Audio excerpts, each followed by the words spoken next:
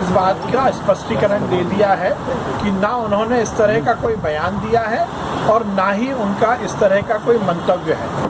इमरती देवी जी Bharatiya Janata party के अनुशासित कार्यकर्ता हैं और उन्होंने भारतीय जनता पार्टी के विचार के माध्यम से समाज सेवा का निर्णय लिया, इसीलिए वो भाजपा में शामिल हुई है। उन्होंने कांग्रेस को इसीलिए छोड़ा है कि कांग्रेस इस देश में विघटन की राजनीति को आगे बढ़ाती है।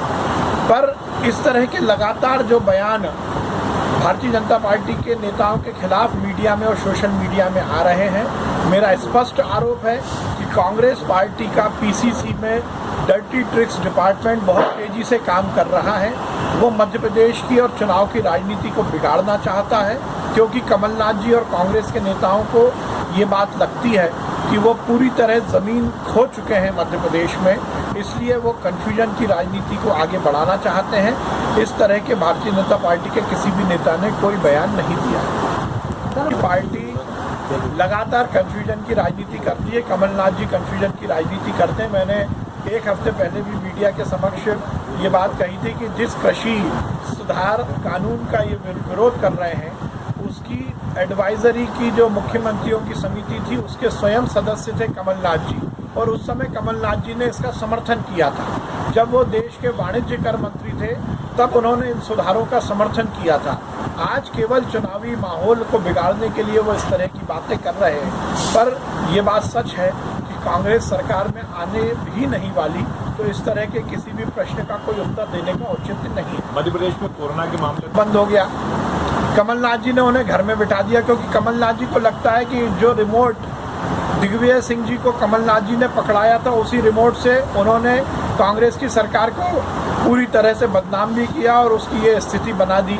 इसलिए दिग्विजय सिंह जी अपनी राजनीतिक जगह तलाशने के लिए और मीडिया की सुर्खी बनने के लिए रोज नित नए इस तरह के प्रयोग कर रहे हैं। सही मायने में जिस व्यक्ति की पार्टी में ही कोई इज्जत ना बची हो, वो कहीं भी जाए उससे बहुत फ़र्क नहीं पड़ता। उनके इल्ज़ाम, उनके आरोप निराधार होते हैं, ये हम सब जानते हैं। केवल और केवल राजनीतिक गतिविधियों में बने रहने के लिए और मीडिया की सुर्खियों में बने रहने के लिए वो इस तरह की हरकतें करते हैं। गद्दार तो वो हैं जिस खानदान ने इस देश की अस्मिता को तार तार किया और कश्मीर का मुद्दा यूएन में ले जाकर कश्मीर को विवादित किया। गद्दार तो वो हैं जिन्होंने बोफोर्स कांड किया। गद्दार तो वो हैं जिन्होंने आपातकाल लगाया। गद्दार तो वो हैं जिन्होंने नेशनल हेराल्ड का घोटाला किया। गद्दार तो वो हैं जिन्होंने आतंकवादियों को संरक्षण देने की बात की। गद्दार तो वो हैं जिन्होंने राम मंदिर का विरोध किया।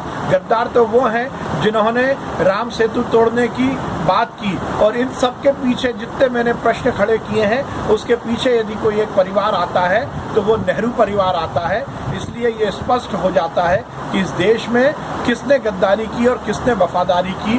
वो कांग्रेस के पूर्व विधायक जिन्होंने जनता के कृतज्ञता ज्ञापित करने के लिए, जनता के वोट का ऋण चुकाने के लिए कांग्रेस छोड़ी, वो इस मध्य प्रदेश की जनता के प्रति वफादारी को प्रदर्शित करने वाले नेता हैं। और इसीलिए 28 के 28 विधानसभा में भाजपा के सभी प्रत्याशी जीतेंगे। बीजेपी के